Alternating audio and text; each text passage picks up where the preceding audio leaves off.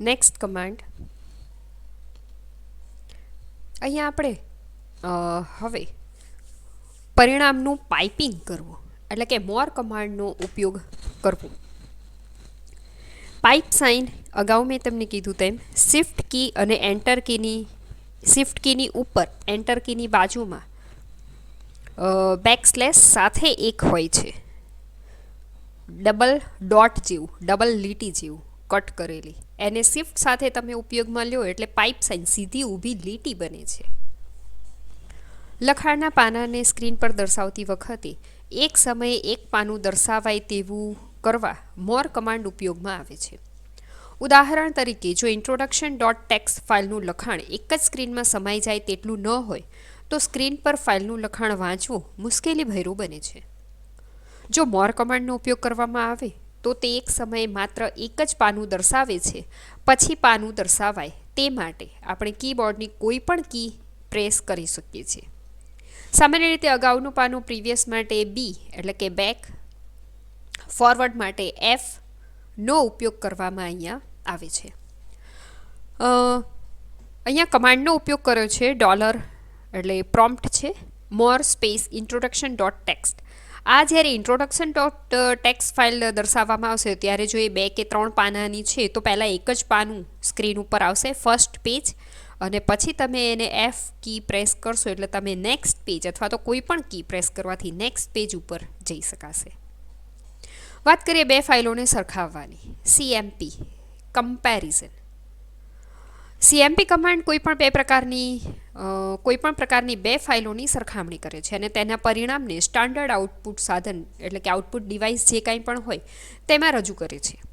જો સરખાવવામાં આવતી બે ફાઇલો તેના લખાણની બાબતમાં જુદી પડતી હશે તો સૌ પહેલાં જે લીટી અને લાઇન પર પહેલો તફાવત માલુમ પડશે તે દર્શાવવામાં આવશે. જો બે ફાઇલના લખાણમાં કોઈ જ તફાવત નથી તો તેવા કિસ્સામાં સીધો જ કમાન્ડ પ્રોમ્પ્ટ દેખાશે. આપણે CMP કમાન્ડ ફાઇલ 1 ફાઇલ 2 માટે ઓલરેડી પ્રેક્ટિકલ જોઈ લીધું હતું કે બંને ફાઇલનું લખાણ જો સરખું જ હોય, સરખી લાઇન, સરખા શબ્દો, અહીંયા શબ્દો, લીટી અને અક્ષર ગણવામાં આવે છે. જો એ બધું જ બરાબર છે તો તમને કંઈ પણ આઉટપુટ બતાવ્યા વગર સીધા કમાન્ડ પ્રોમ્પ્ટ ઉપર લઈ જશે, અને જો બંનેમાં ફરક છે તો જ તમને જે સૌથી પહેલો ફેરફાર દેખાય છે એ સ્ક્રીન ઉપર દર્શાવશે. અહીંયા છે CMP compare introduction space introduction dot text. પહેલી ફાઇલની બીજી ફાઇલ સાથેની કમ્પેરિઝન કરતો કમાન્ડ છે. CMP કમાન્ડ જેવો એક બીજો કમાન્ડ છે જેનું નામ છે તફાવત, DIFF ડિફરન્સ. બંને ફાઇલોની વચ્ચેનું અંતર શું છે તે દર્શાવે છે. CMP કમાન્ડનું વિસ્તરણ DIFF કમાન્ડ છે. DIFF કમાન્ડ તેને આર્ગ્યુમેન્ટ તરીકે મળેલા બે ફાઇલોના લખાણને સરખાવે છે અને બંને ફાઇલોના લખાણ દર્શાવે છે અને જણાવે છે કે તફાવત ક્યાં છે. CMP કમાન્ડ ફક્ત તમને પહેલી લાઇનમાં જે કંઈ પણ ફેરફાર મળ્યો એ જ દર્શાવે છે, પણ ડિફરન્ટ કમાન્ડ બંને ફાઇલોનું લખાણ સહિત શું ફેરફાર છે બંનેમાં ક્યાં જુદાપણું છે તે દર્શાવવાનું કામકાજ કરશે. ઇન્ટ્રોડક્શન ડોટ ટેક્સ્ટ ફાઇલની નકલ બનાવી અને તેનું નામ ન્યૂ ઇન્ટ્રોડક્શન ટેક્સ્ટ ફાઇલ આપ્યું છે. હવે બંને ફાઇલને કોઈ પણ એકાદ ફાઇલમાં એકાદ લીટી કાઢી અને આપણે ચોક્કસથી ચેક કરી શકીએ કે બંને ફાઇલની અંદરનું લખાણમાં કેવાક ફેરફાર છે. અહીંયા ગ્રેટર ધેનની ચિહ્ન સાથે શરૂ થતું નિર્દેશ કરે છે કે ઇન્ટ્રોડક્શન ડોટ ટેક્સ્ટ ફાઇલમાં દર્શાવેલ લખાણ ન્યૂ ઇન્ટ્રોડક્શન ફાઇલ નું લખાણ, અહીંયા જે કંઈ લખાણ આપણે એકાદી ફાઇલમાં કંઈ પણ ફેરફાર કર્યા પછી, થોડા ઘણા ફેરફાર કર્યા પછીનું જે આઉટપુટ જોઈ શકીએ છીએ તે અહીંયા દર્શાવવામાં આવેલું છે. ફાઇલમાં સંગ્રહેલા અક્ષરો, શબ્દો અને લીટીઓને ગણવી. WC કમાન્ડ વર્ડ કાઉન્ટ એવું થાય છે. કોઈપણ ચોક્કસ ફાઇલ કે ફાઇલોમાં પડેલી કુલ લીટીઓ, શબ્દો અને અક્ષરોની સંખ્યા ગણવા માટે WC કમાન્ડ ઉપયોગી છે. ફાઇલમાં પડેલી લીટીઓ, શબ્દો અને અક્ષરોની સંખ્યા ગણવા માટે WC કમાન્ડ સાથે 3 વિકલ્પો અનુક્રમે -L, -W અને -C નો ઉપયોગ કરી શકાય છે. -L એટલે લાઇન, -W એટલે વર્ડ અને -c એટલે કેરેક્ટર. અહીંયા કમાન્ડ આપેલો છે wc space -l space introduction dot text. ફાઇલનું નામ આપેલું છે. wc કમાન્ડ સાથે લાઇન કાઉન્ટ કરવાનું કીધું છે. તો આન્સર તરીકે આપણને આવું ચોક્કસથી મળી શકે કે 4 space introduction dot text. Introduction text ફાઇલની અંદર 4 લાઈનો છે. એવી જ રીતે આપણે wc સ્પેસ -lની જગ્યાએ -w વાપરી શકીએ, -c વાપરી શકીએ. w લખીશું તો કેટલા શબ્દો છે એ ગણીને બતાવશે. -c લખીશું તો કેરેક્ટર અક્ષરો કેટલા છે તે ગણીને દર્શાવશે. અને બધું જો એક સાથે લખીશું તો એ આપણને અહીંયા 3 વસ્તુ આર્ગ્યુમેન્ટ તરીકે એક સાથે આપી છે, -l, -w અને -c, એટલે કે લાઇન, વર્ડ અને કેરેક્ટર. સી માટે કેરેક્ટર માટે કહી દઉં કે એ સ્પેસ પણ ગણે છે. આપણે જે કમ્પ્યુટરની જ્યારે પ્રોગ્રામિંગની વાત કરતા હોય ત્યારે કેસ સેન્સિટિવ સિસ્ટમ ઉપર કામ કરે છે, એટલે સ્પેસને એ લોકો વ્હાઇટ સ્પેસ તરીકે ઓળખે છે. એટલે કે કંઈ નહીંનો પણ કમ્પ્યુટર માટે ઘણો બધો મતલબ થતો હોય છે. આપણને ખબર છે જ્યારે કમાન્ડ લખીએ છીએ ત્યારે સ્પેસ આપીએ કે ન આપીએ એનાથી કમાન્ડ રન થાય ન થાય એની ઉપર જો અસર થતી હોય તો એ સ્પેસ કમ્પ્યુટરના પ્રોગ્રામિંગ માટે ખૂબ જ જરૂરી છે એવું ચોક્કસથી ગણી શકાય. તો અહીંયા જે સ્પેસ છે એ સ્પેસ એક કેરેક્ટર તરીકે ગણવામાં આવે છે. એટલે અહીંયા જે 307 કેરેક્ટર કીધા છે તો એ સ્પેસ સાથે અહીંયા આપણે એને વ્હાઇટ સ્પેસ અથવા તો બ્લેન્ક જગ્યા ગણીને પણ ગણાવી શકીએ.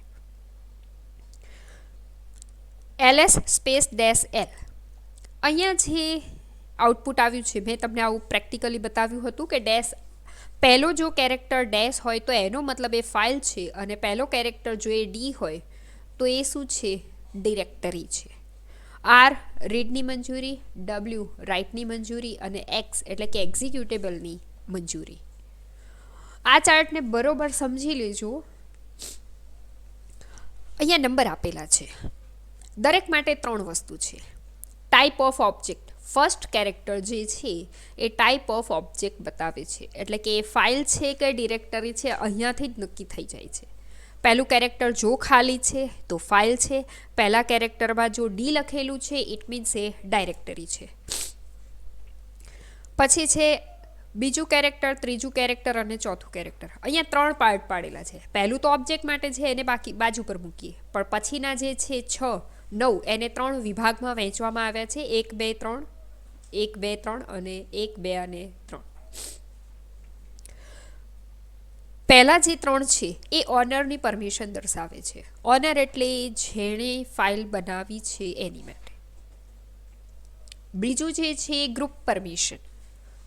ગ્રુપ પરમિશન એટલે એ જે કમ્પ્યુટરના ઉપયોગકર્તાઓ હોય અથવા તો એ જેની સાથે ફાઇલની આપ-લે કરે છે એને કેટલા સુધીની મંજૂરી આપવામાં આવે છે. લાસ્ટ જે છે એ અધર પરમિશન. બીજા કોઈ ઉપયોગકર્તા એ ફાઇલનો કેટલો ઉપયોગ કરી શકે કે ન કરી શકે એની માટેની અહીંયા ગોઠવણ આપેલી છે. દરેકમાં કેરેક્ટર સેમ છે. રીડની મંજૂરી, રાઇટની મંજૂરી અને એક્ઝિક્યુટેબલની મંજૂરી. હવે એને નંબર તરીકે યાદ રાખવાના છે. 1, 2, 3, 4, 5, 6, 7, 8, 9 અને 10. આકૃતિમાં જોઈ શકાય તેમ ઓબ્જેક્ટ પ્રકાર દર્શાવે છે. પહેલા ખાનામાં ડેશ ફાઇલનો નિર્દેશ કરે છે, ડી અક્ષર ડિરેક્ટરીનો નિર્દેશ કરે છે અને પી અક્ષર પ્રક્રિયા પ્રોસેસરનો ઉપયોગ કરે છે. પછીના 9 અક્ષર ફાઇલ સિસ્ટમ જણાવે છે ઓબ્જેક્ટ માટે કયા ઉપયોગકર્તાને કેવા પ્રકારની પરવાનગી આપવામાં આવી છે તેના તરીકે ઓળખવામાં આવે છે. લિનક્સ કોઈપણ ઓબ્જેક્ટ માટે 3 પરવાનગી મળી શકે છે, જેને વાંચવા માટે read permission -r, write permission લખાણ માટેની, અમલ કરવા માટેની એક્ઝિક્યુટ પરમિશન x તરીકે દર્શાવવામાં આવે છે. અહીંયા ફાઇલના પ્રકારને બાદ 2 થી 4 ખાના સુધી દર્શાવેલ 3 અક્ષરોનો સમૂહ ફાઇલમાં માલિકને કઈ પરવાનગી આપવામાં આવી છે, એટલે કે ઓનર પરમિશન છે. જેણે આ ફાઇલ બનાવી છે, આપણા કિસ્સામાં એડમિનિસ્ટ્રેટર પ્રથમ અક્ષર પર આર અક્ષરનો અર્થ છે કે ફાઇલમાં પડેલું લખાણ વાંચવાની પરવાનગી છે. બીજો અક્ષર ડબલ્યુનો અર્થ એ છે કે ફાઇલમાં લખવાની પરવાનગી છે. આમાં ફાઇલ કાઢી નાખવાની કે ડિલીટ કરવા માટેની પરવાનગીનો પણ સમાવેશ થઈ જાય છે. ત્રીજા સ્થાન પર એક્સ અક્ષરનો અર્થ છે તમને ફાઇલનો અમર એક્ઝિક્યુટ કરવાની પરવાનગી છે. કોઈપણ સ્થાન પર ડેશનો અર્થ થાય છે કે તે ચોક્કસ ક્રિયાની પરવાનગી આપવામાં આવેલ નથી. જ્યાં પણ ખાલી દેખાય છે ત્યાં એને કોઈપણ પ્રકારની પરવાનગી આપવામાં આવેલી નથી એવું ચોક્કસથી ગણી શકાય. આપણે આ ફાઇલની વાત કરીએ તો એમાં પહેલું કેરેક્ટર ખાલી છે ઓબ્જેક્ટનું, એટલે કે એ ફાઇલ છે. પછી જેણે ફાઇલ બનાવી છે એને લખવાની અને વાંચવાની મંજૂરી આપવામાં આવી છે. ગ્રુપ પરમિશનમાં ફક્ત વાંચવાની, અધર પર્સન એટલે કે બીજી બહારની વ્યક્તિઓને પણ જે ફક્ત ઉપયોગ કરતા છે એવાને પણ ફક્ત રીડની મંજૂરી આપવામાં આવી છે. જ્યારે ડિરેક્ટરીની વાત કરીએ તો એને રીડની, રાઇટની અને એક્ઝિક્યુટેબલની પરવાનગી આપવામાં ચોક્કસથી આવી છે. એવી જ રીતે ગ્રુપ જે છે ગ્રુપને લખવાની અને વાંચવાની અને અમલમાં મૂકવાની પરમિશન આપવામાં આવી છે. એને રાઇટની, અંદર કંઈ લખાણ ઉમેરવાની પરમિશન આપવામાં આવેલી નથી. છેલ્લે જે અધર પર્સન છે એને પણ રીડની મંજૂરી અને અમલમાં મૂકવાની મંજૂરી આપવામાં આવેલી છે. તો એ જે ખાલી જેટલા કંઈ પણ ડેશ તમને દેખાય છે એનો અર્થ એ થાય છે કે તેમને ચોક્કસ ક્રિયાની પરવાનગી આપવામાં આવેલી નથી. જ્યારે પણ આપણે ls -l કમાન્ડનો ઉપયોગ કરીશું ત્યારે આપણને આવી રીતે ઘણી બધી વિગતો દર્શાવશે. એ જ રીતે અહીંયા કીધું છે કે 5 થી 7નો ઉપયોગ કરતા જૂથ ગ્રુપને મળેલી પરવાનગી દર્શાવે છે. 8 થી 10નું સ્થાન જે છે ઉપયોગકર્તાના જૂથને ફાઇલ ઉપયોગ કરવામાં આવેલ પરવાનગી સ્પષ્ટ કરે છે. અહીંયા જૂથ એટલે કે સિસ્ટમનો એવો ઉપયોગકર્તા જે કે ફાઇલનો માલિક જે જૂથમાં સંકળાયેલ છે તે જૂથનો સભ્ય નથી. ઉપયોગકર્તા જો ઈચ્છે તો તેની માલિકી ધરાવતો ઓબ્જેક્ટની પરવાનગી બદલી શકે છે. આપણે અત્યારે જે જોયું એ કયા ઉપયોગકર્તાને કેવા પ્રકારની પરમિશન આપવામાં આવેલી છે તે જોયું. આગળ એ પણ જોઈશું કે જો પરવાનગી આપેલી છે કે નથી તો આપણે એને કેવી રીતે બદલી શકીએ.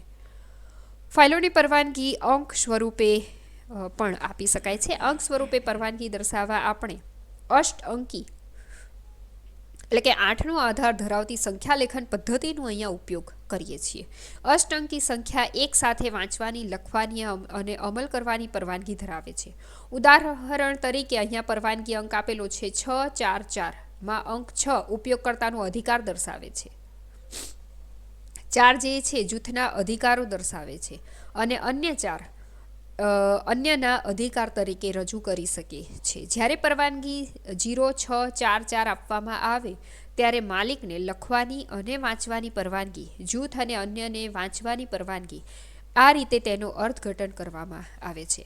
અહીંયા તમને એક કોષ્ટક આપેલું છે જે અષ્ટઅંકી પરવાનગી વિશે સમજાવી રહ્યું છે. સૌથી પહેલું જે કોષ્ટક છે એની અંદર દર્શાવ્યું છે કે શાબ્દિક પરવાનગી અક્ષર, એના પછી છે અષ્ટઅંકી પરવાનગી અક્ષર અને એનો અર્થ શું થાય છે તે પણ જણાવ્યું છે. 3 ડેશ ખાલી, આપણે આગળ જ જોયું 3-3ના જૂથ છે, ટોટલ 9 અને એક પહેલી ડેશ, એનો મતલબ થાય છે કે ફાઇલ છે કે ડિરેક્ટરી છે. એટલે જે સૌથી પહેલા 3 ડેશ છે, જો 3 ખાલી છે એનો મતલબ શું થાય છે? હવે જૂથમાં પણ હોઈ શકે, ગ્રુપમાં પણ હોઈ શકે અને ઓનરમાં પણ હોઈ શકે. અહીંયા એવું કીધું છે કે 3 અક્ષર ખાલી છે તો અષ્ટઅંકી સંખ્યા પ્રમાણે એનો મતલબ થશે 0, મતલબ કશું જ નથી, કોઈ પરવાનગી અપાયેલ નથી, કારણ કે 3 વસ્તુ ખાલી છે. જો આવી રીતે હોય કે 2 ડેશ ખાલી અને એક એક્સ છેલ્લા કેરેક્ટરમાં ત્રીજા ખાનામાં, તો એનો મતલબ થાય છે કે 1 માત્ર અમલ કરવાની પરવાનગી અપાઈ છે તેવો એનો અર્થ થાય છે. અષ્ટઅંકી સંખ્યા પરવાનગી અંક 1 ગણવામાં આવશે. પહેલો ડેશ ખાલી, બીજામાં W અને ત્રીજો ડેશ ખાલી. RWXની પોઝિશન નહીં બદલાય એ યાદ રાખવા. એટલે પહેલો કેરેક્ટર અહીંયા ભલે કાંઈ નથી પણ આપણે સમજવા માટે R છે, W છે ને X છે કે 3માંથી એક પણની મંજૂરી આપવામાં આવેલી નથી. સેમ વે અહીંયા પણ ખાલી છે પહેલું ખાનું, બીજું છે W અને ત્રીજું ખાનું પણ ખાલી છે. એનો મતલબ અષ્ટઅંકી પદ્ધતિ પ્રમાણે 2 થાય છે અને માત્ર લખવાની પરવાનગી અપાયેલી છે. ત્રીજી જે વસ્તુ છે ડેશ W અને X છે. પહેલો કેરેક્ટર ડેશ નો મતલબ થાય છે કે પહેલી કોઈ પરવાનગી આપવામાં આવેલી નથી, રાઇટની મંજૂરી આપી છે, અમલમાં મૂકવાની મંજૂરી આપી છે, અષ્ટંકી સંખ્યા પ્રમાણે એનો અંક છે 3, જેમાં લખ્યું છે કે લખવાની અને અમલ કરવાની પરવાનગી અપાઈ છે. અહીંયા આર છે પહેલો કેરેક્ટર અને પછી ડબલ્યુ અને એક્સ નથી, તો અહીંયાથી જ આપણે સમજી શકીએ કે અહીંયા ફક્ત રીડ એટલે કે વાંચવાની, માત્ર વાંચવાની પરવાનગી અપાઈ છે. હવે તમે ખાલી આર અને આટલા કોઠા ઉપરથી જ સમજી શકો એવી વસ્તુ છે. આનો અંક અષ્ટંકી પદ્ધતિ પ્રમાણે 4 છે. અહીંયા આપણે વિચારીએ તો આર ખાલી અને એક્સ એટલે કે રીડની મંજૂરી છે, અમલમાં મૂકવાની મંજૂરી છે, પણ લખવાની મંજૂરી નથી. એટલે એવું ચોક્કસથી કહી શકાય કે વાંચવાની અને અમલમાં મૂકવાની મંજૂરી આપવામાં આવી છે અને એનો અષ્ટંકી પદ્ધતિ પ્રમાણે અંક થાય છે 5. આર, ડબલ્યુ અને ડેશ. રીડની મંજૂરી, રાઇટની મંજૂરી એટલે કે લખવાની, વાંચવાની અને લખવાની બંનેની પરવાનગી આપવામાં આવેલી છે. અષ્ટંકી પદ્ધતિ પ્રમાણે એનો અંક થશે 6. વાંચવા અને લખવાની પરવાનગી અપાઈ છે. જ્યારે 3 વસ્તુ આપેલી હોય આર, ડબલ્યુ અને એક્સ, અષ્ટંકી પદ્ધતિ પ્રમાણે એનો અંક 7 થાય છે. આપણે સમજી શકીએ એમ રીડની મંજૂરી, રાઇટની મંજૂરી અને અમલમાં મૂકવાની મંજૂરી થઈ શકે. એવું ચોક્કસથી કહી શકાય કે આ બધા જ પ્રકારની પરવાનગી અપાઈ છે. હમણાં આપણે અગાઉ કીધું કે પરવાનગી ઓલરેડી અંદર મૂકેલી હોય છે, જો આપણે ઈચ્છીએ તો આપણે એને ચોક્કસથી બદલી શકીએ છીએ. તો અહીંયા પરવાનગી બદલવા માટેનો કમાન્ડ છે chmod, ચેન્જ મોડ. આપણે એનો મોડ બદલી શકીએ. ચેન્જ મોડ ઓપરેશન એની જોડે કેવી રીતે ઉપયોગમાં લઈશું, તો કોઈ પણ ફાઇલને ફક્ત જો વાંચવાની કે એવી કોઈ એકાદી જ પરમિશન આપી છે અને આપણે જો ઈચ્છતા હોઈએ તો આપણે એને જે પ્રકારની પરમિશન ઈચ્છતા હોય એ પ્રકારની પરમિશનમાં બદલી શકીએ છીએ. ઉપયોગ અહીંયા કમાન્ડ આપ્યો છે chmod user group and other -w, એને વાંચવાની પરવાનગી આપી દો. અહીંયા સમજાવ્યો છે કમાન્ડ chmod કમાન્ડમાં યુ અક્ષર ઉપયોગ કરતા, જી ગ્રુપ માટે, ઓ અન્ય માટે એટલે કે અધર માટે કમાન્ડનો અમલ કર્યા પછી જો આપણે ફરીથી અમલની યાદી જોઈશું તો આપણને એનું પરિણામ બદલાઈ જશે. અહીંયા હવે લખીએ -l, બરોબર. યુઝર ગ્રુપ, અહીંયા એ વસ્તુ ચોક્કસથી જોવી પડશે કે અહીંયા આપણે કોઈ પણ વસ્તુ ને ડિલીટ કરવાની પરવાનગી અહીંયા આપવામાં આવશે નહીં. ફાઇલનો માલિક ઓનરને લખવાની અને અમલમાં મૂકવાની પરવાનગી માટે નીચે મુજબનો કમાન્ડ અમલમાં મૂકી શકાય. ઉપયોગકર્તા માટે chmod કમાન્ડ સેમ રહેશે. ઉપયોગકર્તાને મંજૂરી આપી દો. અહીંયા માઇનસ કર્યું છે એટલે કે રાઇટની પરમિશન કાઢી નાખી છે, અહીંયા પ્લસ કર્યું છે એટલે કે મંજૂરી આપી છે, અહીંયા ઉમેરી છે, અહીંયા હતી એ કાઢી નાખી છે. અહીંયા ચેક કરો -r આપણે કમાન્ડ બદલી નાખ્યો script10.sh. આ વસ્તુ આપણે શીખવાની બાકી છે. .sh script10 7મા ચેપ્ટરમાં ભણવાનું છે. આપણે વીમ એડિટરની અંદર સ્ક્રિપ્ટ બનાવતા શીખીશું. સ્ક્રિપ્ટ એટલે ઘણા બધા કમાન્ડનો સમૂહ, એક આખી કમાન્ડની ફાઇલ થાય જે 1 by 1 એક કમાન્ડ વારાફરતી રન થાય અને આપણે એને .sh એટલે કે જે સ્પેશિયલ વીમ એડિટરની સ્ક્રિપ્ટિંગ ફાઇલ હોય એની માટે એક્સટેન્શન તરીકે ઉપયોગમાં લઈએ છીએ. અહીંયા આપ્યું છે કે -l script10. હવે જોઈએ તો એની અંદર આ ઉમેરી છે w અને xની મંજૂરી, તો એ બંને મંજૂરી આવી ગઈ. શેની માટે? તો કે ઉપયોગકર્તા માટે, બાકીના બધા માટે નથી. અહીંયા કમાન્ડની થોડીક વિસ્તૃત માહિતી લઈ લઈએ. યુ એટલે યુઝર, જી એટલે ગ્રુપ, ઓ એટલે અધર અને એ એટલે ઓલ. ત્રણેય ગ્રુપને એક સાથે આપવી હોય તો ઓલ કમાન્ડ આપી દો. Plus assignment operation, assignment permission, remove permission, assign absolute permission, કોઈ ચોક્કસ અધર પરમિશન્સને આપવી છે તો. r read permission, w write permission, x executable permission. જો ઉમેરવી છે તો પ્લસની નિશાની, રિમૂવ કરવી છે તો માઇનસની નિશાની, ઇઝ ઇક્વલ ટુ એને અસાઇનમેન્ટ એકની કિંમત બીજામાં મૂકવાની પરમિશન આપવી હોય તો. ઇનપુટ આઉટપુટ, દિશા ફેર, ઇનપુટ આઉટપુટ રીડાયરેક્શન. ઉપયોગ કરતા સ્ટાન્ડર્ડ ઇનપુટ ડિવાઇસ કીબોર્ડનો ઉપયોગ કરીને ઓપરેટિંગ સિસ્ટમ સાથે સંવાદ સાધે છે. Operating system standard output device monitor પર પરિણામ દર્શાવે છે. આમ જો કોઈ પણ કમાન્ડનો અમલ કરવામાં આવશે તો તે માટેનું ઇનપુટ કીબોર્ડ દ્વારા લેવાશે અને આઉટપુટ મોનિટર પર દર્શાવવામાં આવશે. કેટલીક વાર ઇનપુટ કે આઉટપુટની દિશાફેર કરી ફાઇલ કે પ્રિન્ટર તરફ લઈ જવી ઉપયોગી બને છે. સ્ટાન્ડર્ડ ઇનપુટ પ્રવાહને બદલવા લિનક્સમાં દિશાફેર ચિહ્ન એટલે કે રીડાયરેક્શન સિમ્બોલ આપવામાં આવે છે. ન કરતાં મોટું દર્શાવવા માટેનું ચિહ્ન ગ્રેટર ધેન સિમ્બોલ દિશાફેર દર્શાવે છે. આવું ચિહ્ન ઓપરેટિંગ સિસ્ટમને સૂચના આપે છે કે આઉટપુટ મોનિટર પર દર્શાવવાને બદલે ઉપયોગકર્તા દ્વારા સૂચવવામાં આવેલા સ્થાન ફાઇલ પર મોકલવામાં આવે. એ જ રીતે ના કરતાં ઓછું એટલે કે લેસ ધેન ઇનપુટને કીબોર્ડ પાસેથી મેળવવાને બદલે ઉપયોગકર્તા દ્વારા સૂચવવામાં આવેલા સ્થાન ફાઇલ પરથી ઇનપુટ સ્વીકારે. ધારો કે આપણે WC-L ઇન્ટ્રોડક્શન અહીંયા રીડાયરેક્શન્સ બદલ્યું છે, લેસ ધેન આપેલું છે.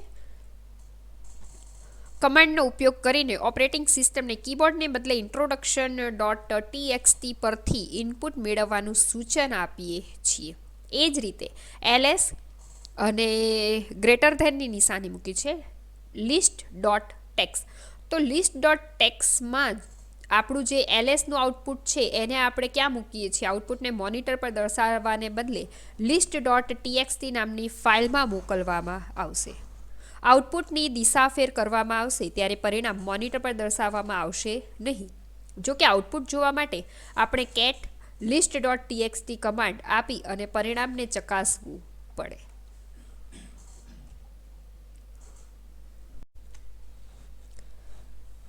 પાઇપિંગ. ઉપર ચર્ચા કરેલ દિશાફેર સવલત લિનક્સ કમાન્ડને ફાઇલ સાથે જોડવા માટે મદદરૂપ થાય છે. ઘણીવાર કોઈ એક કાર્ય પાર પાડવા માટે આપણે એક કરતાં વધુ કમાન્ડનો ઉપયોગ કરવાની જરૂર પડે છે. આવા કિસ્સામાં લિનક્સમાં પાઇપિંગની સવલત ઉપલબ્ધ છે. એક કમાન્ડમાં આઉટપુટને બીજા કમાન્ડનું ઇનપુટ તરીકે પહોંચાડવા માટેની સવલતને પાઇપિંગ સવલત તરીકે ઓળખવામાં આવે છે. અહીંયા તમને જે દેખાય છે પાઇપ સાઇન છે. અગાઉ કીધું એમ શિફ્ટ કીની ઉપર એન્ટર કીની બાજુની અંદર બેકસ્લેશ સાથે આપવામાં આવેલું હોય છે. એને શિફ્ટ કી સાથે પ્રેસ કરવાથી આવી પાઇપ સાઇન બને છે. ls space pipe sign space WC space -L. ઉપરના કમાન્ડને જ્યારે અમલ કરવામાં આવશે ત્યારે ls કમાન્ડનું આઉટપુટ WC કમાન્ડને ઇનપુટ તરીકે આપવામાં આવશે. આમ આપણને આખરી પરિણામ સ્વરૂપે હાલની ડિરેક્ટરીમાં ફાઇલોની કુલ સંખ્યા વિશેની માહિતી મળશે. જ્યારે આપણે ફિલ્ટર સાથે ઉપયોગમાં લઈએ ત્યારે પાઇપિંગની સવલતની સાચી ક્ષમતાનો ખ્યાલ મેળવી શકીએ છીએ. ફિલ્ટરની ચર્ચા હવે પછીના વિભાગમાં કરવામાં આવી છે. અહીંયા ls કમાન્ડ અને WC વર્ડ કાઉન્ટ લિસ્ટ સો તો ખરું, સાથે સાથે વર્ડ કાઉન્ટ પણ ખરું અને એનો ઉપયોગ આપણે -L તરીકે લીધો. વાત કરીએ ફિલ્ટરની. ફિલ્ટર એક એવો કમાન્ડ છે જે સ્ટાન્ડર્ડ ઇનપુટ તરફથી ડેટા સ્વીકારે છે, તેના પર પ્રક્રિયા કરે છે અને છેલ્લે તેના પરિણામને સ્ટાન્ડર્ડ આઉટપુટ પર દર્શાવવામાં આવે છે. ઉબુન્ટુ લિનક્સમાં વિવિધ ફિલ્ટર્સ જેવા કે હેડ, ટેલ, કટ, પેસ્ટ, સોર્ટ અને યુનિક ઉપલબ્ધ છે. સૌથી પહેલાં તો આપણે ફિલ્ટરની કામગીરી વિશે ચર્ચા કરીએ. સૌથી પહેલું ફિલ્ટર જે આપેલું છે ફાઇલની ટોચ પરની લીટીઓ દર્શાવેલ કે હેડ પાર્ટ. હેડ કમાન્ડનો ઉપયોગ ફાઇલની શરૂઆતમાં આવેલી લીટીઓમાંથી જોઈતી સંખ્યામાં લીટીઓ દર્શાવવા કરવામાં આવે છે. જો કોઈ પણ વિકલ્પ વગર ઉપયોગમાં લેવાય તો ફાઇલની શરૂઆતની 10 લીટી દર્શાવાય છે. ઉપયોગ કરતા જરૂરિયાત અનુસાર લીટીને દર્શાવવા માટે આપણે હેડ કમાન્ડ સાથે આર્ગ્યુમેન્ટ તરીકે કોઈ સંખ્યા પણ લખી શકીએ છીએ. ફોર એક્ઝામ્પલ અહીંયા જેમ આપેલું છે એમ head-2 introduction.txt ફાઇલ. તો introduction.txt ફાઇલની પ્રથમ 2 લાઈનો દર્શાવવામાં આવશે. હેડ સાથે આર્ગ્યુમેન્ટ તરીકે આંકડો આપી દેવાનો. અહીંયા 2 લખ્યું છે તો હેડ પાર્ટની 2 લાઈન દર્શાવશે. મેં 4 આપ્યું તો હેડ પાર્ટની 4 લાઈન દર્શાવશે. ફાઇલમાં નીચેનો વિભાગ જુઓ એટલે કે ટેલ પાર્ટ. ફાઇલની હેડ અને ટેલ. આપણે ટેલ પાર્ટ વિશે ચર્ચા કરી. ટેલ કમાન્ડ હેડ કમાન્ડથી બિલકુલ ઉલટું કાર્ય કરે છે. તે ફાઇલના નીચેના ભાગે રહેલી અમુક ચોક્કસ સંખ્યા જેટલી લીટીઓ દર્શાવે છે. અહીંયા કમાન્ડને આપણે થોડોક ફેરફાર કરી નાખીએ. અહીંયા હેડ કમાન્ડ લીધો છે, અહીંયા આપણે લઈ લઈએ ટેલ કમાન્ડ. ટેલ સ્પેસ -2 સ્પેસ introduction.txt. ઇન્ટ્રોડક્શન ફાઇલની છેલ્લી 2 લીટી દર્શાવશે. એવી જ રીતે જો -2ની જગ્યાએ મેં 4 આપ્યું છે તો ટેલ પાર્ટની 4 લાઈનો એટલે કે નીચેથી શરૂ કરીને ઉપર સુધી જતાની 4 લાઈનોનું પરિણામ મને દર્શાવશે. ફાઇલની અંદર n જેટલી લીટીથી પછીની લીટીઓ દર્શાવવા આપણે ટેલ કમાન્ડનો ઉપયોગ કરી શકીએ છીએ. ઉદાહરણ તરીકે અહીંયા એવું આપ્યું છે કે ટેલ +5-n introduction.txt એટલે કે 5મી લીટીની પછીની લીટીઓ દર્શાવાશે. એટલે 5મી લીટી પછીની જે લીટીઓનું જેટલી લીટીઓ હશે એનું અહીંયા પ્રદર્શન કરવામાં આવશે. ફાઇલને ઊભી ચીરવી કટ કમાન્ડ. અત્યાર સુધી આપણે જે હેડ અને ટેલ જોયું ને એમાં શું હોય કે જેમાં લાઈન છે, ધારો કે 1 2 3 4 એવી રીતે લાઈનો ગણો તો આમ આખી લાઈનો ઉપર કામ કરવામાં આવશે. પણ હવેનો જે કટ કમાન્ડ છે ને એ આમ ઊભા કટ કરવા માટે કટ કમાન્ડને ફાઇલને ઊભી ચીરવી એવો એનો મતલબ થાય છે. ઉપરના વિભાગમાં ચર્ચેલ હેડ અને ટેલ કમાન્ડનો ઉપયોગ ફાઇલની માહિતીને આડી રીતે કાપવા માટે થતો હતો, તેવી જ રીતે કટ કમાન્ડ ફાઇલને ઊભી રીતે કાપવા માટે થાય છે. પણ અહીંયા એક કન્ડિશન છે કે જો આપણે એની સાથે કોઈ ચોક્કસ ડેલિમીટરનો ઉપયોગ કરવામાં આવ્યો હોય તો કટ કમાન્ડ એકદમ સચોટ પરિણામ આપી શકે છે. કટ ફિલ્ટર કામ તો કરે જ છે, પણ એની પાસેથી જો આપણે વધારે સારું કામ કરવું હોય તો ડેલિમીટરનો ઉપયોગ કરવો પડે. ડેલિમીટર એટલે વધારાના એવા કંઈક ચિહ્નો કે અહીંયા વ્હાઇટ સ્પેસ હોઈ શકે, અવતરણ ચિહ્ન હોઈ શકે, ફૂલ સ્ટોપ હોઈ શકે.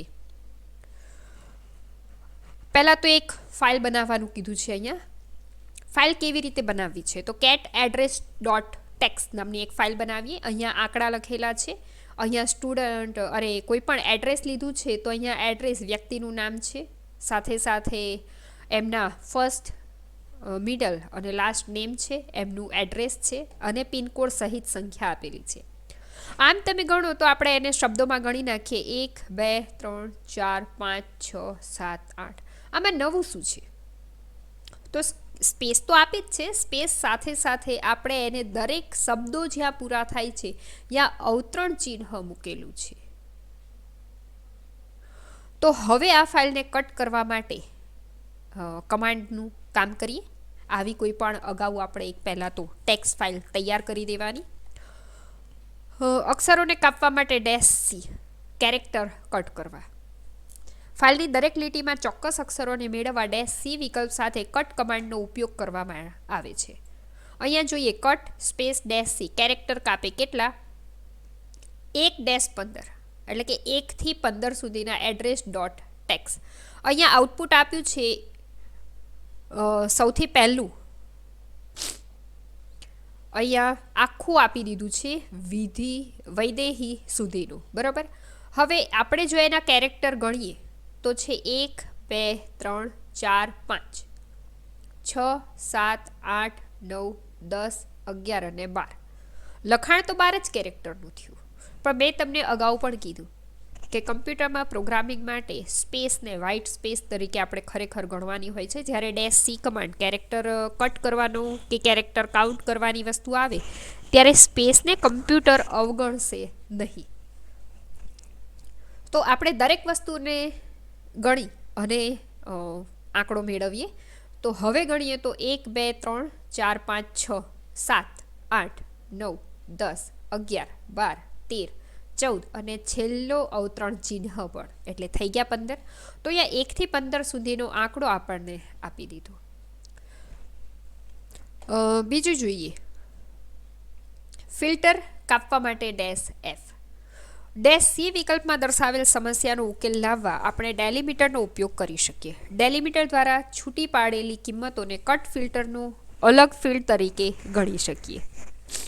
અહીંયા અવલોકન કરો કે આપણે અલ્પવિરામનો ઉપયોગ કર્યો છે આપણે ફિલ્ટરો અહીંયા ડેલિમીટર તરીકે દરેક પછી એક અવતરણ ચિહ્ન મૂકેલું છે, અરે અલ્પવિરામ મૂકેલું છે. અલ્પવિરામનો ઉપયોગ કરવા માટેનો કમાન્ડ જોઈએ, કટ સ્પેસ ડેશ ડી એટલે ડેલિમીટરનો ઉપયોગ કરો. શું ડેલિમીટર આપ્યું છે? તો આપણે જે તે ચિહ્ન વાપર્યું હોય એ ચિહ્નને, એટલે કે જે ફાઇલમાં આપણે ચિહ્નનો ઉપયોગ કર્યો હોય એ ચિહ્નને સમજાવવા માટે આપણે એને ડબલ અવતરણ ચિહ્નમાં મૂકવાનું રહેશે. ડબલ કોટમાં મૂકી દીધું અલ્પવિરામ સ્પેસ ડેશ એફ સ્પેસ એક અવતરણ ચિહ્ન અરે અલ્પવિરામ 2 સ્પેસ એડ્રેસ ડોટ ટેક્સ. આ કમાન્ડનો મતલબ એવો થાય છે કે કટ ફિલ્ટર ફાઇલને ઊભી ચીરે ડેશ ડી ડેલિમીટરથી જ્યાં જ્યાં અલ્પવિરામથી છૂટું પડતું હોય એવું ફિલ્ટર તરીકે પહેલી ઊભી લાઈન અને બીજી ઊભી લાઈન. એટલે તમે સમજી શકો કે આ જે આઉટપુટ આવે કેવું આવવું જોઈએ, તો કે આ એક પહેલી રો અને આ બીજી રો અલ્પવિરામથી છૂટી પડતી હોય એવી. એટલે આ પહેલી રો છૂટી પાડી, આ બીજી રો છૂટી પાડી, તો આઉટપુટ તરીકે આપણને આટલું જોવા મળશે. અલ્પવિરામથી છૂટું પાડતું હોય તેવું પહેલી અને બીજી ઊભી કોલમ, એટલે ફાઇલને ઊભી ચીરવાનું કામ કરશે. જો આ જ જગ્યાએ આપણે ફક્ત હેડનો ઉપયોગ કર્યો હોય તો આપણને સીધી આમ જ લાઈન વાંચવા મળશે. હવે એની અંદર ડેલિમીટર આપણે છૂટું પડવાનું હેડ અને ટેલની અંદર ઉપયોગમાં લેવામાં આવતું નથી. એવી જ રીતે સેમ કમાન્ડ પણ અહીંયા પાછળની આર્ગ્યુમેન્ટ તમે જો આંકડો બદલી નાખ્યો છે બીજી કોલમથી લઈને 7મી કોલમ સુધી. બીજી કોલમ 2, 3, 4, 5, 6 અને 7. આવી ગયું 1, 2 અને 3. આગળનું પરિણામ જોઈએ. અહીંયા કમાન્ડ 7 ડેશનો અર્થ થાય છે કે એડ્રેસ ડોટ ટેક્સ ફિલ્ડમાંથી ફિલ્ડ ક્રમ 7 પછીના તમામ ફિલ્ડ દર્શાવે. 7 પછી ડેશ આપ્યું છે, એટલે કે 7ને બાદ કરતા 7 પછીના ક્રમ, એટલે કે બીજી ક્રમ તો બતાવી જ છે, પણ 7મા ક્રમ પછીનું એટલે કે વ્યક્તિનું પોતાનું નામ. આપણે અહીંયા જે ડેટા છે એ ડેટાને સોર્ટ આઉટ કર્યો કે વ્યક્તિનું નામ, એનું શહેર અને એનો પિનકોડ નંબર જ આવે. તો કોલમ જ્યારે આપણે ઊભી કરી છે ત્યારે કોલમમાં આપણે ચોક્કસથી દર્શાવ્યું છે કે ક્યાં કઈ ફિલ્ડ આપેલી છે. કટ ડેશ ડી ડેલિમીટર અલ્પવિરામ ડેશ એફ 2, 7 એડ્રેસ. હવે આ જ આઉટપુટને જો આપણે આઉટપુટ રીડાયરેક્શન્સમાં મૂકીએ કે ગ્રેટર ધેનની નિશાની output underscore cut dot TXT, આ જે ફાઇલનું આઉટપુટ છે સીધું ટેક્સ ફાઇલની અંદર આપણે ટ્રાન્સફર કરી શકીએ.